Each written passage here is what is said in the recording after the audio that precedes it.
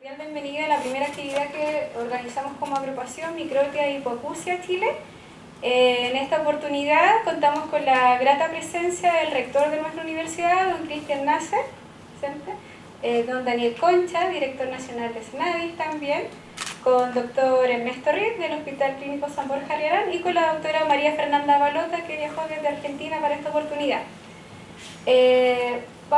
Betsabele va a hablar un poco respecto de los cambios que tuvimos que hacer en el programa debido a que tuvimos unos acontecimientos en el entorno que nos retrasaron bastante.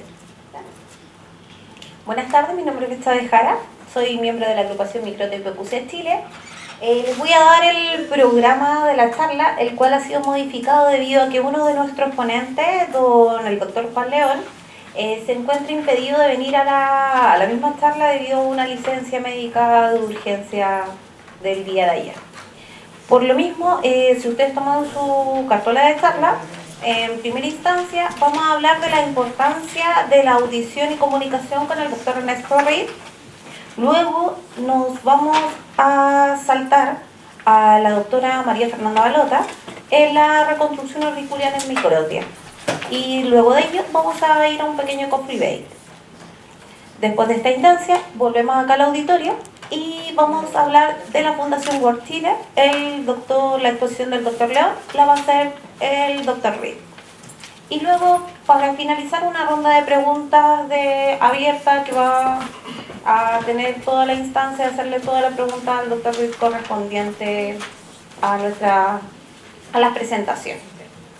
Bueno, en esta oportunidad vamos a darle la palabra al director del SENADIS, ¿ya? Como un breve saludo para que salude a todos los padres y presentes.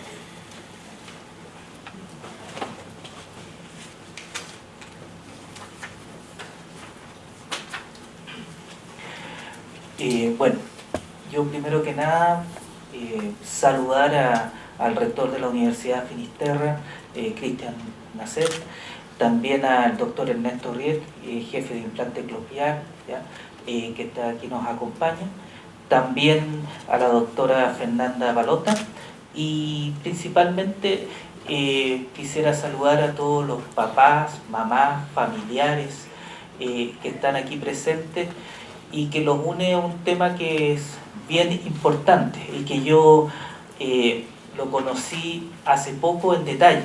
A ver, lo sabía en general, pero me visitaron miembros de la agrupación y me contaron un poco de qué se trataba el tema y por qué la importancia de poder ir dialogando y conversando y avanzando en niños y niñas con microtia y también hipoacusia, de que hay algunos que ya están y que los resuelve GES, pero hay otros que no.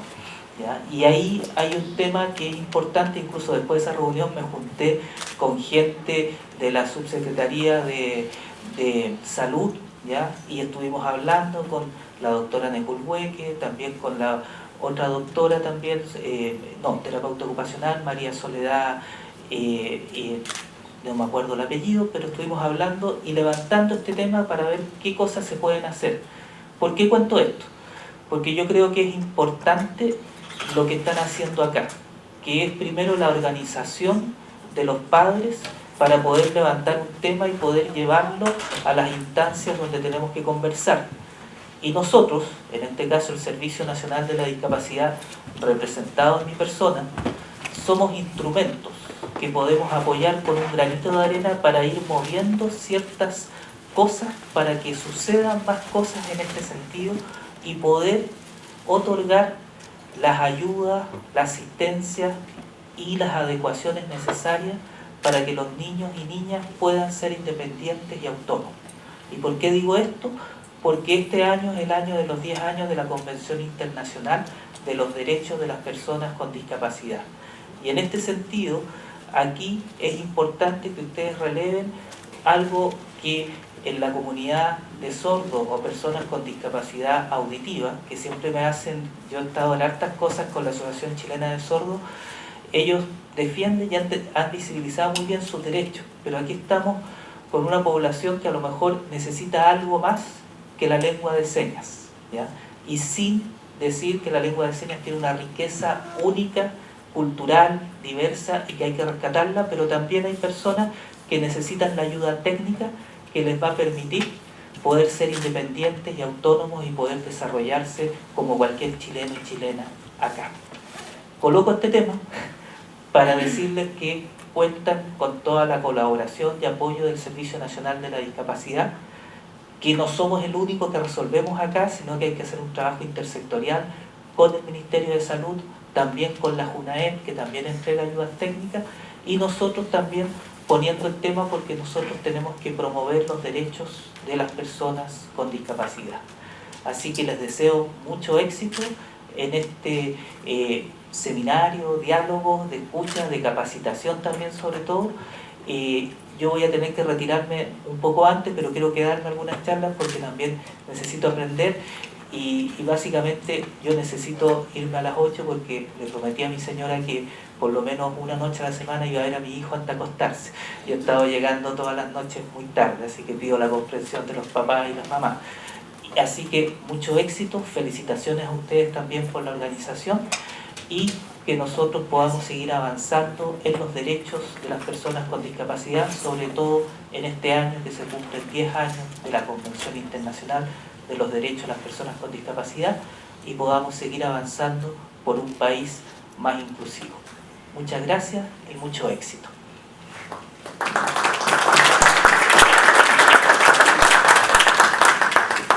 Muchas gracias al director por sus palabras. Decir también que contamos en estos momentos con la presencia de Auditron, quien nos está colaborando bastante con el apoyo técnico para realizar esta actividad. Don Francisco Toledo, también gracias por estar acá. Y vamos a partir ahora entonces con el doctor Ernesto Ried. Así que lo invitamos.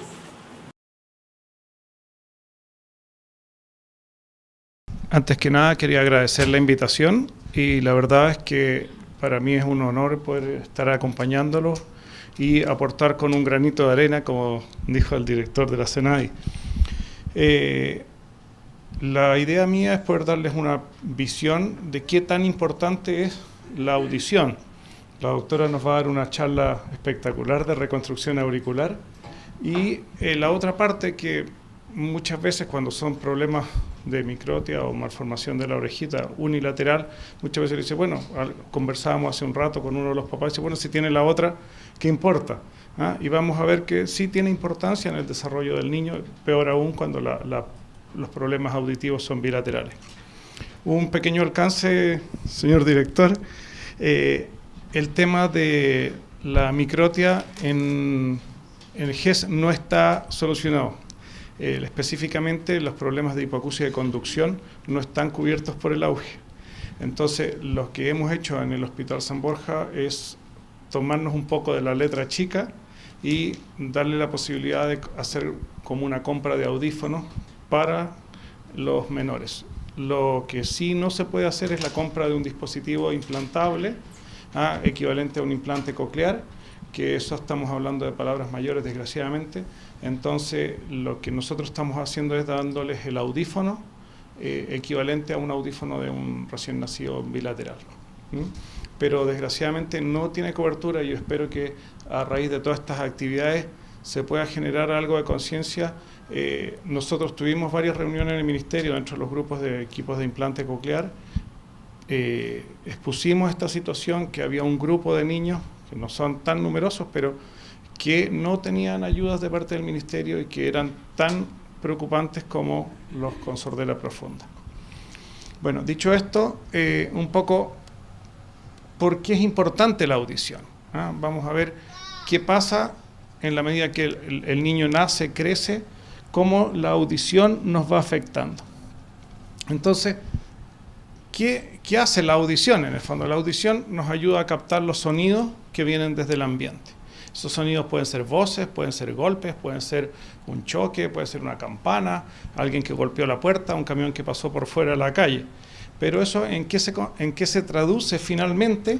En que esos elementos que generan este golpe o este sonido o esta voz va a generar una vibración que moviliza las partículas en el aire y esas partículas que se van desplazando, esa energía que se va desplazando, llega hasta nuestras cabezas o hasta nuestros oídos. ¿Qué características tienen estos sonidos? Tienen 3 características principales. Por favor, si alguien tiene alguna duda, me quieren interrumpir, feliz. La idea es que sea una conversación, no es una conferencia. Tienen una característica principal que es la intensidad. Yo puedo tener un sonido más intenso o más suave, o más fuerte o más suave. Y eso nos va a generar que esa intensidad del sonido vamos a ver que la medimos en decibeles. Esa es la unidad con que se mide la intensidad. El segundo punto es la frecuencia, que es lo que se refiere al tipo de sonido. Un sonido más agudo es un sonido de alta frecuencia y un sonido más grave es un sonido de baja frecuencia. Son sonidos graves o roncos, agudos o altos. Y por último, tenemos una característica fundamental del sonido o de los sonidos, que es lo que lo hace un sonido propio. Yo puedo tener, por ejemplo, diferentes instrumentos musicales que dan un sonido muy parecido, de hecho de frecuencia e intensidad similar, pero resulta que yo soy capaz de diferenciarlos porque uno es de un violín, otro es de una guitarra, uno es la voz de la mamá y otra es la voz del papá. Ustedes tienen un niño que probablemente a las pocas semanas de vida es capaz de diferenciar si es que la persona que le está hablando es la mamá, es el papá o es una persona extraña. Y probablemente eso va a generar que esa guaguita chiquitita, aunque uno crea que no pasa nada, sea capaz de calmarse si escucha la voz de la mamá o de angustiarse si escucha una voz desconocida. Entonces, estas características son las que nos van a permitir, de algún modo, ir entrando un poco en este tema de la audición. Esta es una diapositiva que parece un poco complicada. Acá tenemos un poquito, los seres humanos somos capaces de oír desde un rango de mínima audición hasta que nos molesta el sonido, que es lo que se llama el umbral doloroso. Eso sería expresado en decibeles, desde 0 decibeles hasta 140 decibeles. Acá tenemos varios sonidos, los sonidos más suaves, por ejemplo, sería una voz o un sonido de una oficina, más o menos alrededor de 40, 50 decibeles. Si estamos en una habitación ruidosa, en una calle, probablemente estamos alrededor de 75, 80 decibeles. Si estamos en un concierto, ya nos vamos a ir a 110, 120 decibeles. Los que trabajen en el aeropuerto puede ser que sea un poco más. Lo que me interesa que ustedes vean acá es que a veces la gente dice, bueno, pero tiene una pérdida de 30 decibeles, dice. No es tanto 30 decibeles, a veces dicen 30%, qué sé yo. Pero si ustedes se fijan, y nos vamos acá a la parte más a la derecha, ahí tienen ustedes la intensidad en presión sonora. Estos decibeles corresponden a una escala logarítmica, significa que por cada 10 decibeles que aumentamos, aumenta 10 veces por 10 veces la potencia. O sea, si ustedes tienen una pérdida de 30 decibeles, quiere decir que necesitan 1000 veces más presión sonora para poder oír, o sea, un sonido 1000 veces más intenso que una persona que escucha en 30 decibeles menos. Por lo tanto, la importancia de esto es tener una idea de que aparentemente uno dice una pérdida de 40 o 50 decibeles. Los niños que tienen, por ejemplo, una malformación del oído externo, normalmente rondan alrededor de 60, 65, 70 decibeles. Eso quiere decir que necesitan 10.000 veces más presión sonora para poder oír ese sonido. O sea, si no es 10.000 veces más intenso ese sonido, no lo van a oír. Entonces uno dice, bueno, pero 70 decibeles, es mucha la presión, es muy intenso ese sonido para poder llegar a oírlo. Ahora, un poco desde el punto de vista anecdótico, la frecuencia que nosotros somos capaces de oír es una frecuencia ajustada a nuestra especie. Vamos a ver que hay animales, por ejemplo, como los delfines o los murciélagos, que tienen un rango frecuencial mucho más alto que nosotros, se comunican con lo que se llaman los ultrasonidos, y algunos mamíferos, por ejemplo, como los elefantes, que son capaces de manejarse en frecuencias más bajas. Los seres humanos en general nos manejamos, dicen que somos capaces de oír entre 20, 30 Hz hasta 20.000 Hz. Eso habitualmente ocurre en gente que tiene muy buena audición. Lo habitual es que la gente normal se mueva en un rango más o menos entre los 200 Hz hasta los 8.000, 10.000. Y si ustedes se fijan, acá en la diagrama este de la derecha, o de la izquierda, si es que ustedes lo están mirando, esto es una escala en presión sonora, lo mismo que estábamos hablando antes. Si ustedes trajeran un ingeniero en sonido y pusiera, diga, un sonido de tal intensidad, de tal frecuencia, puesto en una máquina, nos va a dar esta potencia. Nosotros somos capaces de oír efectivamente a menores frecuencias, pero necesitamos mucho más intensidad. O sea, nuestra especie humana, los seres humanos, efectivamente escuchamos desde aquí hasta allá, pero nuestra mayor sensibilidad está en la zona donde está la voz, que es esta zona gris, que es lo que se llama la banana del habla. En esa zona es donde está, si yo hago un registro de muchas personas, vamos a tener que la mayor cantidad de sonidos que nosotros emitimos como seres humanos está dentro de esa área, y es justo la zona donde somos más sensibles, o nuestra audición es más sensible. Entonces, dado que esta curva es un poco rara desde el punto de vista de presión sonora, se transformó esto en una curva que es la que nosotros conocemos y que ustedes muchos de ustedes han visto cuando le han hecho a sus niños o a algún conocido le han hecho una audiometría. Nosotros no vemos la curva del lado de acá, sino que vemos la del otro lado, que es la audiometría convencional. ¿Eso qué es lo que ha hecho? Dio vuelta a esta línea, puso lo que se llama el umbral auditivo arriba, y en la medida que se pone mayor sonido, se va bajando, y eso es lo que, por eso que esta banana está invertida al otro lado. Después tenemos lo que sería el timbre, lo que le estaba contando.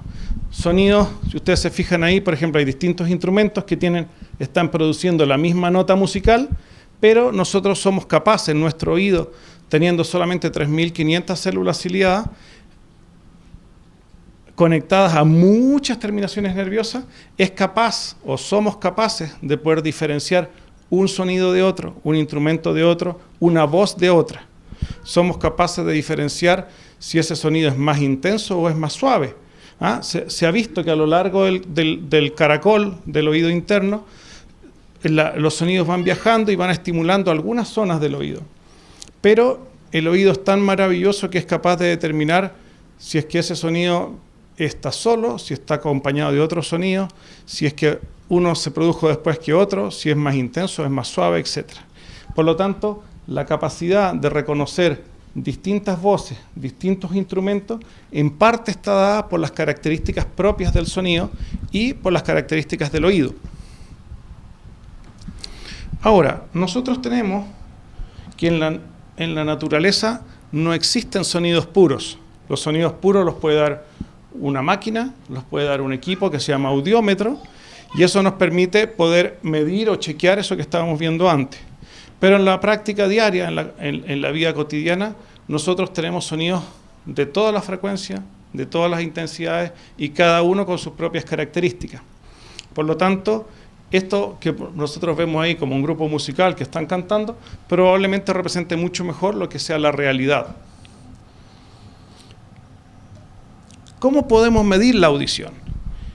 Cuando son niños chiquititos, guaguitas recién nacidas, generalmente lo que se usa como screening auditivo para poder determinar si es que un niño escucha o no, es este equipo que se llama emisiones otoacústicas. Ese equipo es capaz de pesquisar unos pequeños sonidos muy suavecitos que emiten unas células dentro del oído, que se llaman las células ciliadas externas. Cuando el oído está normal, la parte de afuera, no hay tapones de cerumen, no hay líquido, el niño no está resfriado, es muy posible obtener estos pequeños sonidos, y esa máquina nos informa que esas células están funcionando y que probablemente su audición va a ser buena. Entonces, este equipo se usa mucho, de hecho lo estamos usando nosotros en el Hospital San Borja hace 3-4 años, para hacer screening auditivo. Cuando este examen no sale positivo durante 2 o 3 ocasiones, se pasa a un examen un poquito más complejo que se llama potencial evocado, que lo vamos a ver en un minuto. ¿Qué otro examen podemos hacer para evaluar la audición? Existe un examen que se llama la audiometría, que es bastante fácil de hacer a partir de los 4 años. Cuando se hacen niños más pequeños, es un poco más complejo. Ustedes se fijan ahí que hay 2 o 3 personas con esa niñita que ya es más grande.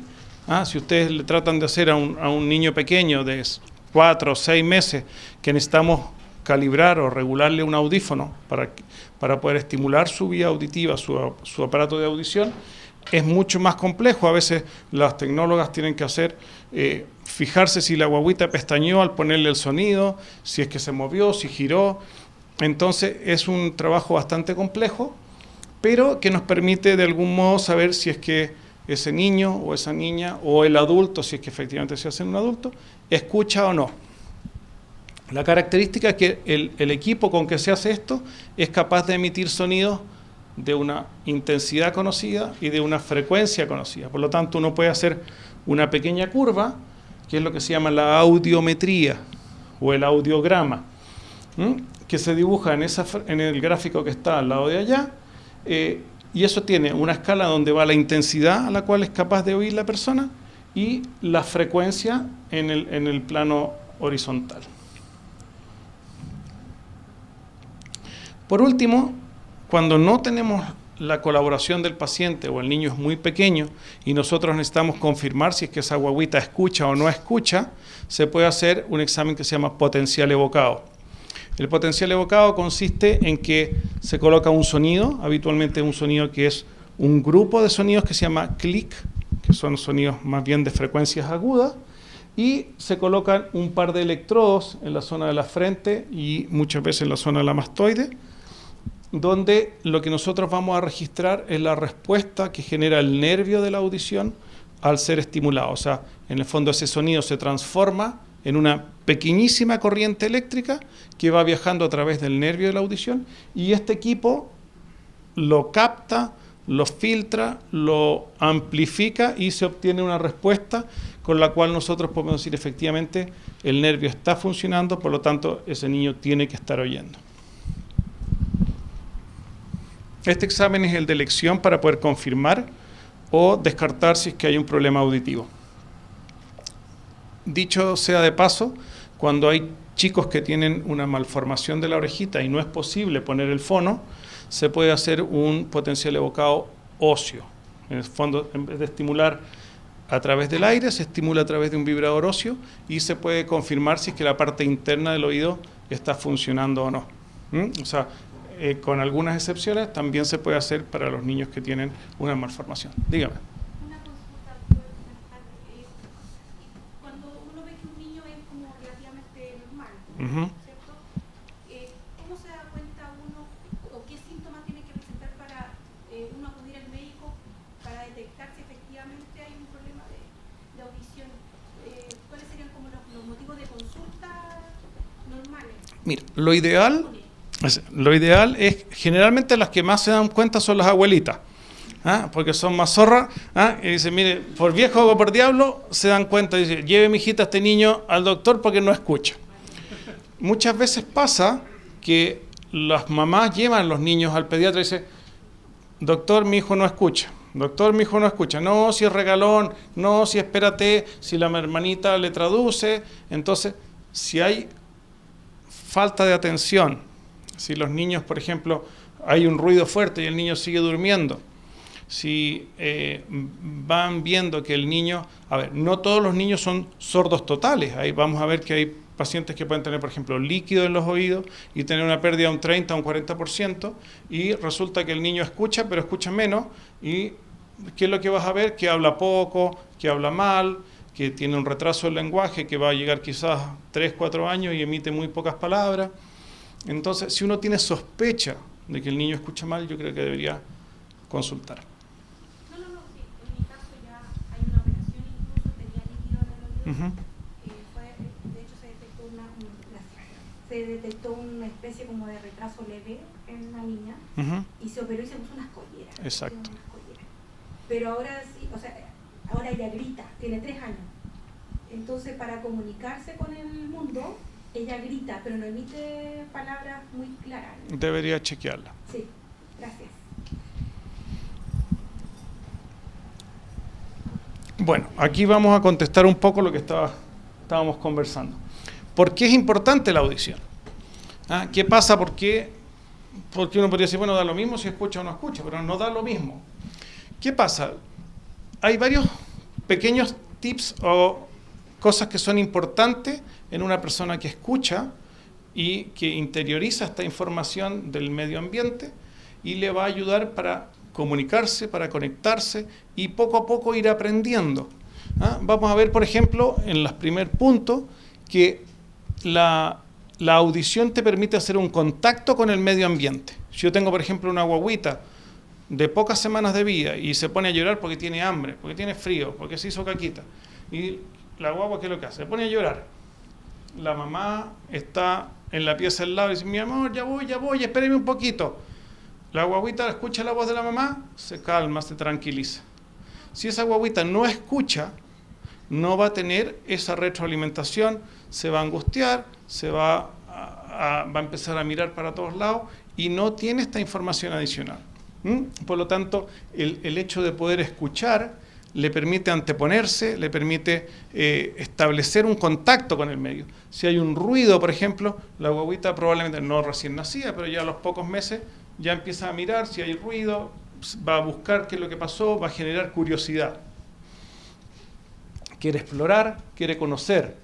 Le permite situarse en el lugar. Cuando nosotros escuchamos por los dos oídos, y ahí va un poco qué pasa con los chiquititos que tienen una malformación unilateral.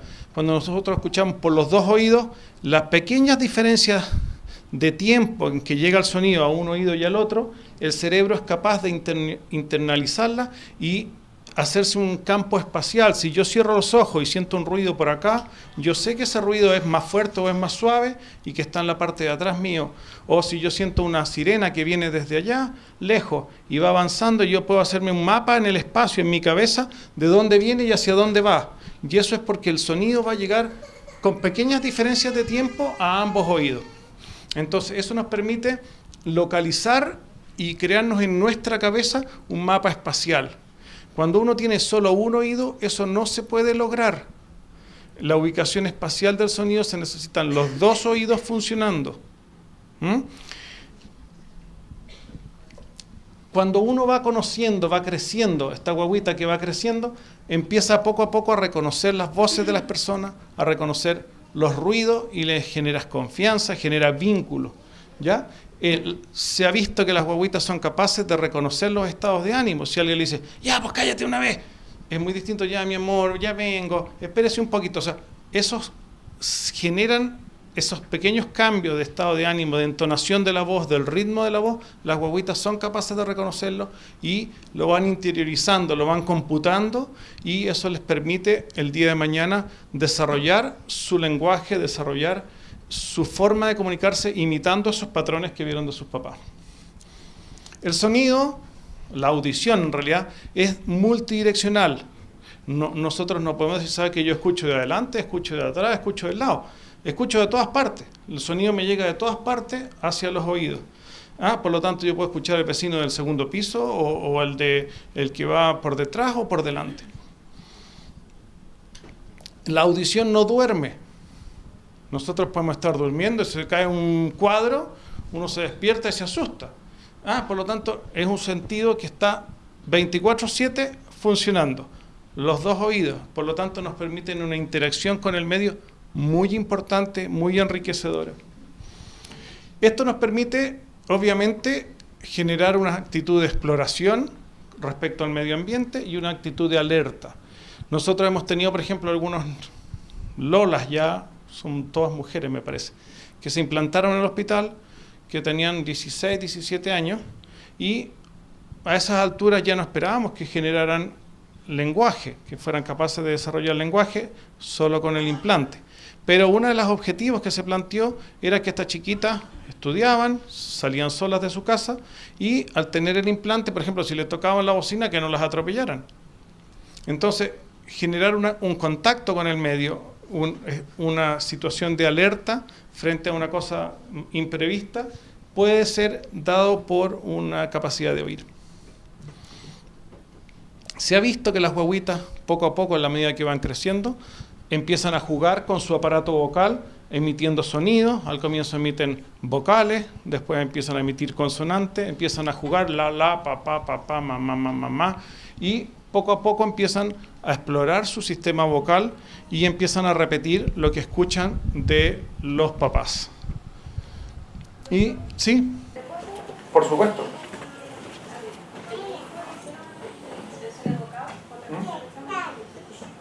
Con respecto a la diapositiva anterior, le hicieron el potencial evocado cuando él tenía 3 meses. Ahora mi hijo tiene 3 años. En ese entonces fue diagnosticado con una pérdida de 60-70%. Diagnosticado moderada severa, hipoacusia moderada severa. ¿Eso puede variar con el tiempo? Lo que pasa es que el potencial evocado, en gran parte, lo que nos está... O sea, claramente tu hijo, por lo menos el rango de frecuencias que se estimula en el potencial evocado normal, que son más o menos entre los 2000 y los 4000 Hz, tiene que haber escuchado menos. Por eso que generó esta respuesta un poco más disminuida. Ahora, en la medida que los niños van creciendo, se va produciendo un proceso de maduración de su sistema nervioso. Los nervios son como pequeños cablecitos, como estos. Y en la medida que va creciendo el niño, la capa que envuelve al nervio, que es lo que se llama la mielina, que es como el aislante, va engordando. Y eso va permitiendo que el nervio transmita mejor el sonido con menos pérdida. Entonces se hace una transmisión más eficiente. Ahora, hay algunos niños, por ejemplo, que pueden nacer con una pérdida moderada severa y después terminar en moderada o terminar en leve. A veces hay que irlos chequeando. Lo ideal es que en la medida que ya son un poco más grandes, idealmente tratar de hacer una audiometría o hacer potenciales evocados con otra cosa que se llama tone burst, que tú puedes evaluar otras frecuencias. ¿Eso es independiente a que, por ejemplo, mi hijo tenga microtia bilateral? No, pues sí, ahí tendrías que hacerle un potencial evocado óseo. Sí, debe ser. Ya, sí. Normalmente cuando tú le haces con fono, lo ideal sería hacerle con fonos de inserción, que era el que se veía en la fotografía. Lo normal en un chico con una microtia bilateral es que tenga una pérdida más o menos alrededor de 60-70 decibeles. Eso sería lo esperado. O sea, ¿no le va a variar si yo, por ejemplo, en estos momentos le hago otro potencial? Tendrías que hacerle un potencial evocado óseo, con lo cual tú podrías evaluar, al colocar el sonido directamente a través del hueso, te saltas el sistema de conducción y si es que la parte interna está buena, debería darte una respuesta normal.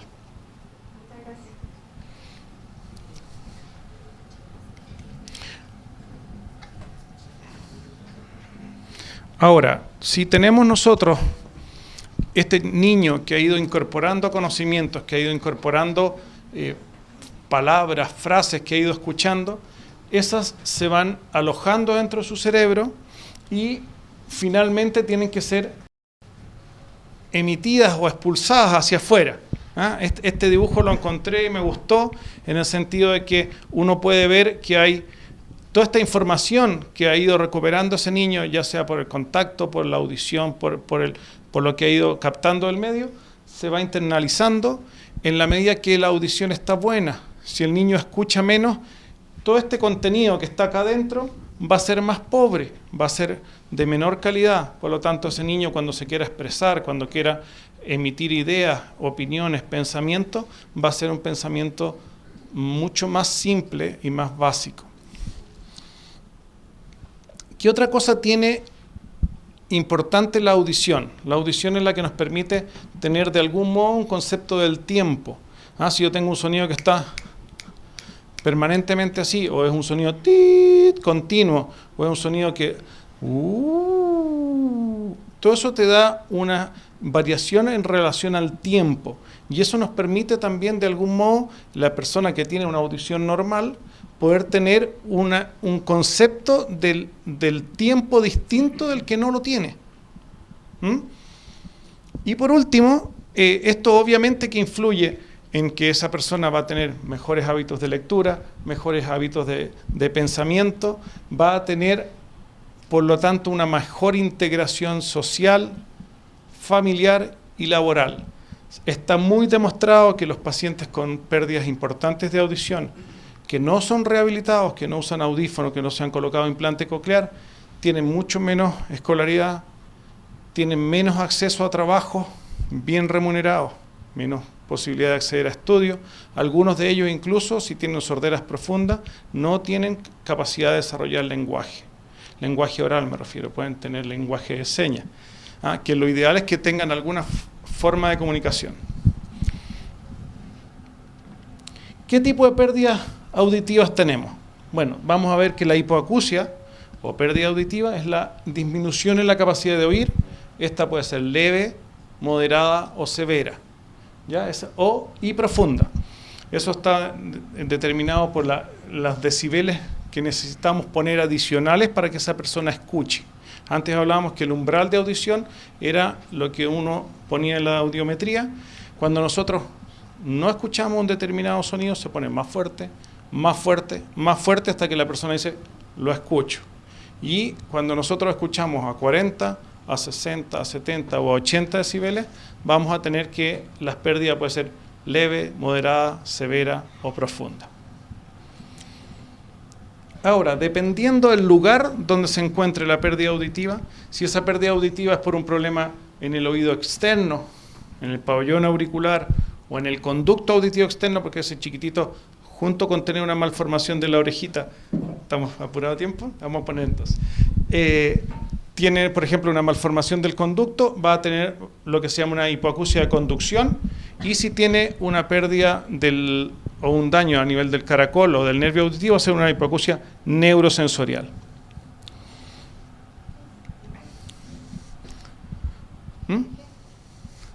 Sí.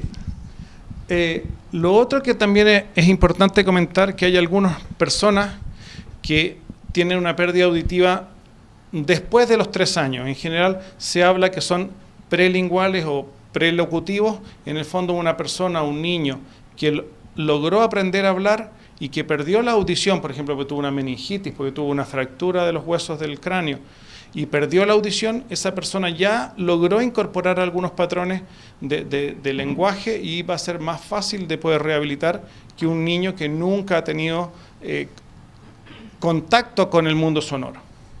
Por lo tanto, el pronóstico, lo efectivo de esos tratamientos son distintos en una persona que nunca escuchó versus una que logró aprender a hablar.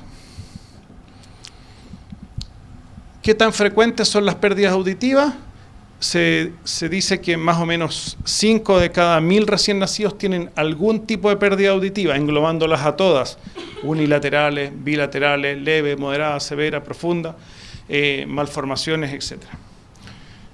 El 5% de la población mundial tendría algún tipo de hipoacusia, es una de las discapacidades más frecuentes. Por lo tanto, si uno pone sobre la mesa todas las distintas discapacidades, señor director, la discapacidad auditiva es la más frecuente. Y cuando vamos subiendo en la edad, sobre los 65 años ya se nos dispara a más de un 30%.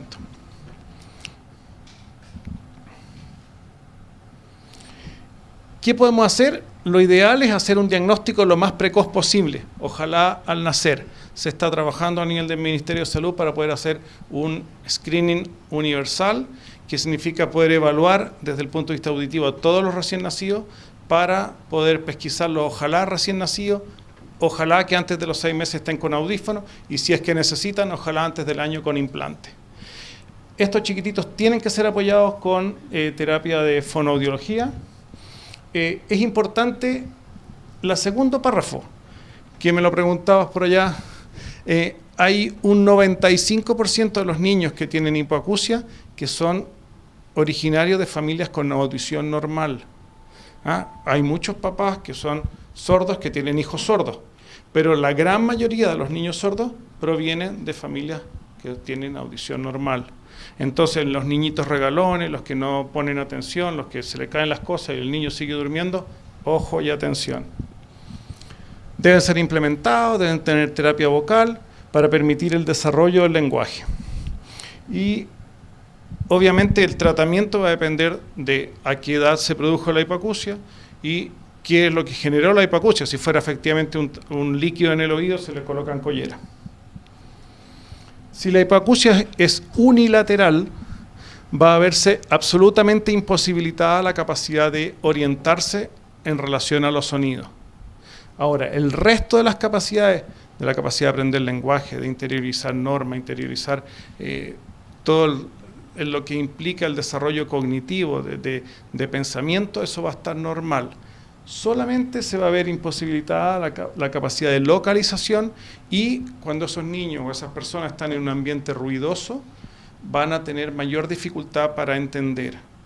Y en ese sentido es que también uno debería, si es que existe la posibilidad, ver la posibilidad de ayudarlos con audífonos, con implante coclear. En Chile yo creo que todavía es mucho decir, pero en otros países se está usando el implante coclear en personas con sordera unilateral, y en caso de malformaciones unilaterales yo creo que lo ideal es que esos chicos sean implementados con un audífono implantable. ¿Qué es lo que queremos evitar? Que esta comunicación con el medio ambiente se vea alterada si es que hay una hipoacusia bilateral, en el cual no vamos a tener un buen desarrollo del lenguaje y vamos a tener obviamente todos los problemas de aprendizaje, de integración con su familia, con su ambiente, con su sociedad, y un pobre desarrollo del punto de vista laboral. Breves palabras, porque yo me imagino que esto lo va a tocar la doctora. Microtia, que es lo que nos convoca, es sinónimo de oreja pequeña. Podemos encontrar malformaciones de la orejita asociadas o no a alteraciones del conducto auditivo externo. Si solamente afecta la orejita y el conducto auditivo externo, el tímpano, los huesitos, todo está normal, solamente va a ser un detalle más bien o un defecto cosmético. Si eso se acompaña de una malformación del conducto auditivo externo, vamos a encontrar una baja de audición y obviamente todas las consecuencias que habíamos visto. La orejita se forma a partir de los mamelones del embrión, generalmente más o menos alrededor de la semana número 20 ya está totalmente formado. Aquí quise incorporar una foto, pero algo pasó y me parece que eso era todo. Se puede poner audífonos, se puede poner implantes, se puede poner muchas cosas, pero no es un niño que en general se vaya a la deriva, no es un niño que no va a aprender a hablar, no es un niño que va a tener un retraso de su punto de vista intelectual, ni que no va a poder socializar. Aquí hay varios niños que están, algunos ya más grandes, y que se ve que tienen un desarrollo totalmente normal. Por lo tanto, todo esto que estamos viendo para los niños aplicado a la microtia son ayudas para que estén mejor. Ahora, ¿qué tipos de audífonos existen? Los de vibrador óseo, que tiene aquí, por ejemplo, el muchacho, que es un audífono, a veces sale un pequeño cordoncito y tienen un vibrador. Eso en general, la calidad del sonido es menos buena. Los audífonos que han sido diseñados especialmente para transmitir a través de vía ósea son audífonos de bastante mejor calidad. Los hay de dos tipos principalmente. Unos que son algunos tornillos que atraviesan la piel, que son los que se llaman percutáneos, que está, voy a nombrar, disculpando las opciones, está uno que se llama Baja, que es el que era más antiguo, y actualmente hay otro que se llama Ponto, que son unas cajitas que se ponen con un broche a través de este tornillo. El sistema o el principio es lo mismo que lo que tienen los implantes osteointegrados que se colocan en los dientes. La gente se ha colocado algún implante dental, el sistema es el mismo, el tornillo es el mismo, pero que va anclado en el cráneo. Personalmente yo creo que no me gustaría tener un tornillo a través del cráneo, y yo creo que a ningún papá le gustaría que su hijo tenga un tornillo a través del cráneo. Por lo tanto, es una tecnología que probablemente está yendo un poco a desaparecer, salvo que tengan una pérdida auditiva muy grande, y eso aparentemente tiene una pequeña mejor potencia que los otros.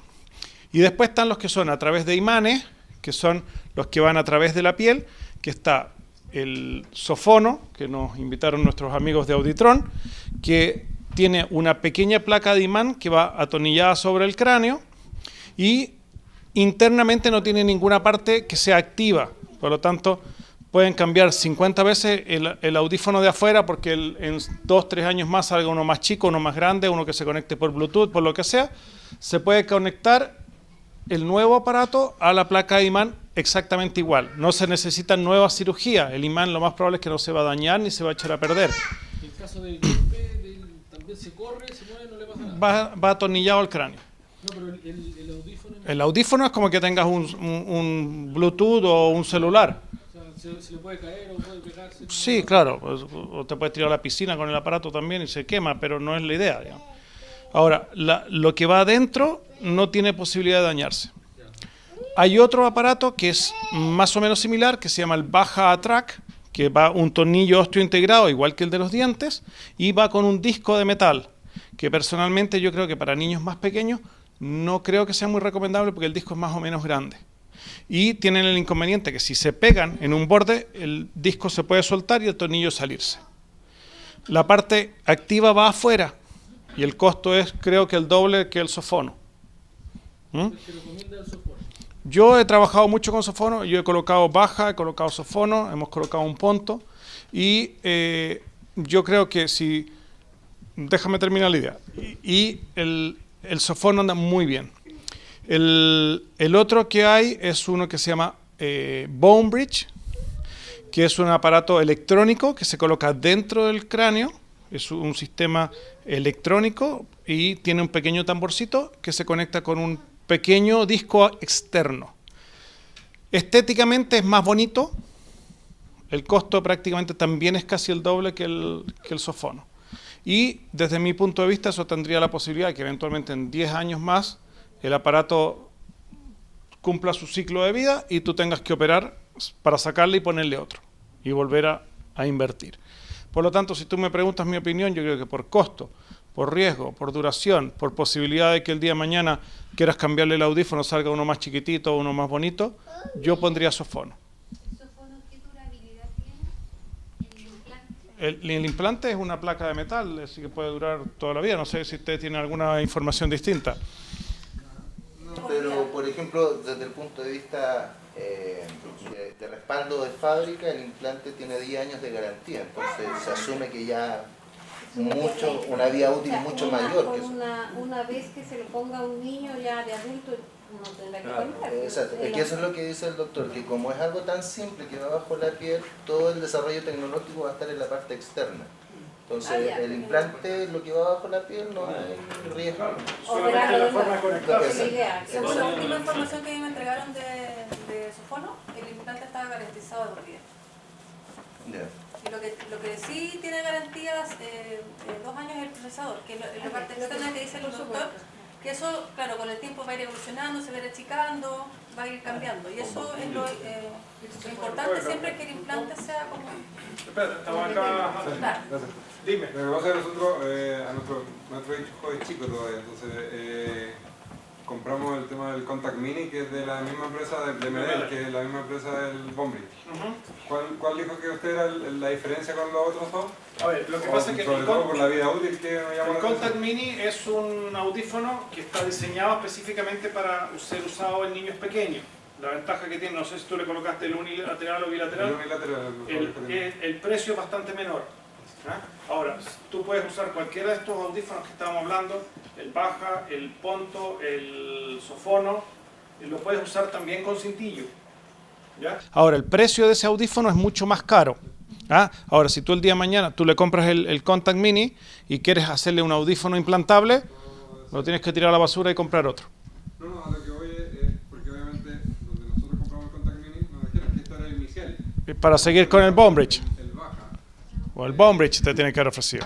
Claro, el Bone Bridge. Entonces por eso me llamó la atención que usted dijera que la vida útil de esa tendría que operarse de nuevo. ¿Por qué? ¿Cuál es la diferencia? A ver, lo que pasa es que el Bone Bridge tiene... la parte externa es un micrófono y tiene un sistema que transmite la información a una parte interna. Tiene un pequeño, como un receptor, es como que tú tuvieras como una pequeña radio dentro del cuerpo y eso transforma y va a un pequeño tambor donde tiene una cosa que vibra al hueso. Entonces tú tienes una parte que es electrónicamente activa dentro, que eso es susceptible a que se pueda, el niño se golpeó, le llegó un pelotazo, se cayó sobre el aparato, se puede echar a perder. Y los otros, eso va externo. Todos los otros van externos. El único que es interno es el Bone Bridge. Otra diferencia que hay. Perdón, otra diferencia técnica que yo creo que también es importante, es el tamaño de lo que yo tengo que operar, de lo que va adentro. En el caso del Sofono es el implante más pequeño más finito, tiene 2 milímetros de espesor nada más. Es como una placa traumatológica, esas placas que se ponen para reconstrucción de una fractura. Entonces se pone debajo de la piel, se atornilla eso, tiene tornillo de titanio, se atornilla y es imposible que se rompa, digamos. Es decir, imposible prácticamente.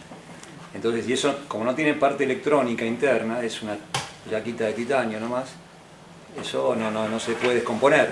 La diferencia con el dispositivo de Bombrich, que es activo. Es decir, quiero decir que los resultados pueden ser muy buenos con cualquiera, ¿eh? Estamos hablando acá de la funcionalidad. La funcionalidad, los costos, etc. Y la practicidad. En el caso de Bombrich, el tamaño es mucho más grande, necesitas 10 milímetros, casi 1 centímetro de hueso para poder Lo achicaron ahora, pero sí.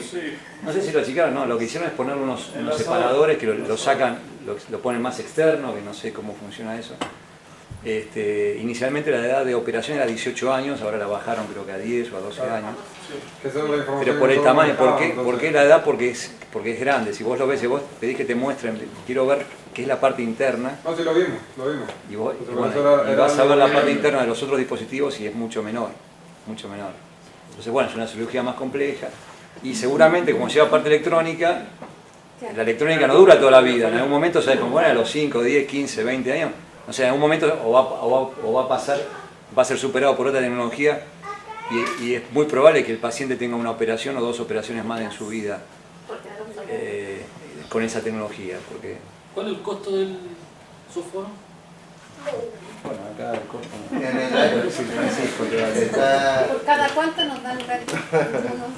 está diferenciado por área pública y por área privada. Tiene un costo menor para el área pública. Si se adquiere a través de un hospital público, por ejemplo, y el hospital quien hace la compra, tiene un costo de 5,4 millones más IVA. Ese es el kit completo, es decir, el kit para cirugía. ¿Incluye la cirugía? No. Y después está el otro kit, podríamos decir así, que es cuando no hay proceso quirúrgico aún, sino que está el procesador con el cintillo, y eso cuesta 3,6 millones más IVA. La diferencia está en que al comprar el procesador con el cintillo, a futuro, cuando el niño ya tenga la edad para cirugía, se compra solo la placa de titanio y se complementa con el procesador que ya está usando. No hay que volver a comprar todo de nuevo. ¿Junto con la placa de titanio? La placa de titanio solo sale 1,8 millones, me parece, 1,7 más. Da como los mismos 5,4 finalmente. Pero se puede hacer eso, o sea, y es lo que se hace mucho en el hospital San Borja. Y contaba el doctor que a los chiquititos de 6 meses, 1 año, se adaptan con cintillo y procesador, y después ellos los evalúan hasta la edad que ya pueden pasar a fabricar. ¿Y los que no son privilegiados con el sistema público, los particulares, cuánto tendríamos que pagar? 7,2 millones más o menos, IVA incluido. ¿Y la placa sola? No, 2,1 millones IVA incluido. Y esa cosa de ir y comprárselo a ustedes y así es fácil. Claro. Pero lo que estamos tratando de hacer nosotros, y es un tema que yo quería conversar con el doctor, estamos buscando la forma de poder ingresar Sofono a algún sistema de cobertura de salud. Y si bien es cierto no hemos podido ingresarlo a la cobertura del auge, hoy día estamos viendo la posibilidad y haciendo las averiguaciones para ingresarlo en la ley Ricardo Soto.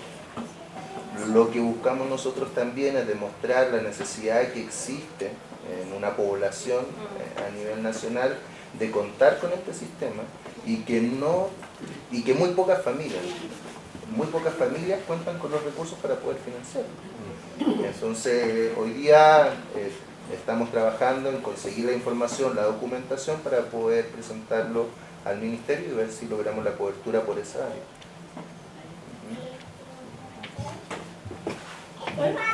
Doctor, mi consulta. Mi hijo tiene 10 años, como contaba adelante. Él, desde los 16 días que se atiende en el Hospital Roberto del Río en Recoleta, a él jamás le ofrecieron en el hospital ningún tipo de audífono, ni implante, ni nada referente al tema de la audición. Vicente tiene microtia unilateral del lado izquierdo. Mi pregunta es, a la edad que él tiene, ya tal vez pronto a una cirugía en unos 2 años más, ¿Es necesario a Vicente comprarle o acceder a algún tipo de audífono o lo que sea para mejorar la audición de su oreja izquierda? A ver, eso es un poco lo mismo que habíamos estado conversando, que fue lo que yo traté de decir en la charla original de la importancia de escuchar por ambos oídos.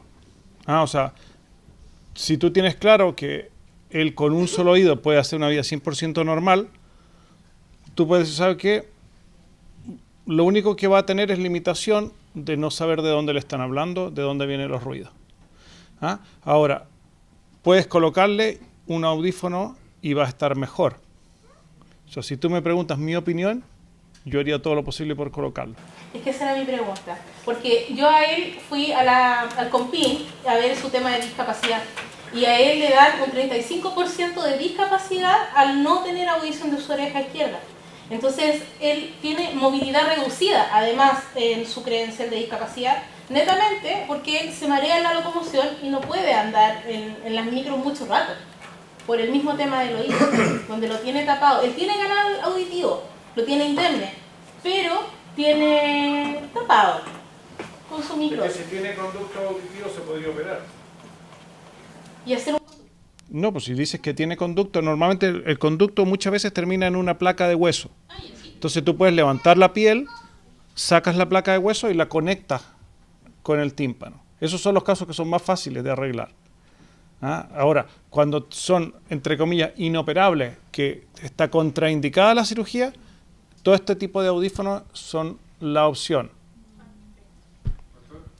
Bueno, nosotros igual, viendo opinión y qué sé yo, igual a lo mejor quizás nos apuramos un poquito con el tema del Contact Mini, porque a nosotros nos dijeron que mientras antes se estimulara, porque Vicente también tiene el conducto cerrado, pero el oído interno está bueno, entonces mientras antes se estimulara el oído interno, es mejor, porque si no, por ejemplo a los 10 años, eso, la probabilidad de que esté atrofiado o... A ver, la atrofia desde el punto de vista neurológico no es tan así, porque la vía auditiva, cuando tú estimulas en un solo oído, gran parte de las vías auditivas a nivel neurológico se van cruzando y funcionan en ambos lados. Cuando tú no tienes ningún tipo de estimulación auditiva, sí se va produciendo por lo que se llama un concepto de plasticidad neuronal, las áreas no utilizadas dentro del cerebro, el cuerpo las destina para otras cosas, principalmente para la área visual, por ejemplo. Tú tienes un niño que no escucha y nunca ha escuchado, no se estimuló, no se puso implante, no se puso audífono, todas las áreas auditivas se redistribuyen para otra cosa. Ahora, si tú tienes un niño que escucha por un oído, se ha visto, por ejemplo, en pacientes que tienen sordera, por ejemplo, por una secuela de una papera, que tienen una pérdida total de audición de un oído y el otro oído normal, que es una de las cosas que da sordera unilateral, que cuando tú colocas un implante coclear en ese paciente, el resultado es muy bueno, aunque haya pasado mucho tiempo. Entonces, se pensaba eso que estás diciendo tú, pero se ha visto que los resultados igual son relativamente buenos cuando tú estimulas, aunque sea en forma tardía. ¿Sí? Cuando vemos, por ejemplo, en el sofón, la placa que negativamente problemas que pueden venir con la piel, por la presión que se genera en la piel, por ese campo magnético. Y lo otro, inconvenientes que puede haber cuando en el futuro se le tenga que hacer resonancia magnética por cualquier examen. Porque eso puede generar daño en el examen o puede generar problemas en la calidad del examen. ¿Cierto? Te contesto por partes. Primero, lo de la piel, todos estos dispositivos en general traen varios imanes, un set de imanes de distinta potencia. Entonces, lo habitual es que se parta con un estándar, salvo que tengas una piel muy delgadita o al revés, tienes un paciente que es muy gordito y tiene una piel muy gruesa, a veces incluso recomiendan sacar un poquito de grasita. Entonces, si tú ves que la piel se empieza a poner roja, se empieza a inflamar, generalmente uno baja un imán de menor potencia. ¿Ya? Eso es lo que normalmente se hace. O sea, es raro que si tú tienes una inflamación de la piel y los papás no dicen nada y llegan con el imán expuesto, claro, bueno, ahí se puede generar un problema efectivamente. Pero lo más probable es que si la piel se inflama, le va a doler y no se va a querer poner el niño el implante. ¿Ah? Entonces, lo que se hace ahí es que se puede colocar alguna pequeña gasa entre medio, por ejemplo, a veces le colocan como una especie de esponja, o se baja un imán de menor potencia. Ahora, la segunda pregunta, efectivamente, al ser un imán, si tú entras a un campo magnético, a ver, al estar atornillado, ese imán, el riesgo de todas las prótesis metálicas en una resonancia magnética, esto tiene un trozo de titanio que magnéticamente es neutro y dos imanes que sí se van a estar alterados por el campo magnético. Al estar atornillado no se debería desplazar. Lo que normalmente recomiendan es ponerle algún tipo de vendaje para disminuir un poco, se genera calor y eso puede generar molestia, y sí generan mucho artefacto. Entonces, si tú tienes que hacer una resonancia magnética de cerebro, que está inmediatamente debajo del implante, no se va a ver nada. Entonces, si tienes que hacer sí o sí una resonancia magnética, lo ideal sería probablemente hacer lo mismo que se hace con otro tipo de dispositivo. A veces, si es que se puede, hacer una pequeña intervención, se saca. Si es que fuera absolutamente necesario. Ahora, si te va a hacer una resonancia del pie, da igual, o de la rodilla, o de la cadera. Pero si tienes que hacer una resonancia de cabeza, lo más probable es que te genere mucho artefacto. Ahora, los escáneres de alta resolución están dando señales muy buenas y yo diría que, salvo raras excepciones, puede ser que necesite sí o sí una resonancia. ¿Alguna otra pregunta? Yo les quiero presentar la presentación es larga, pero voy a tratar de irme a las cosas más puntuales y contarle un poquito con el doctor Juan León, que es el jefe de servicio del hospital, servicio de otorrino del Hospital San Borja Riarán.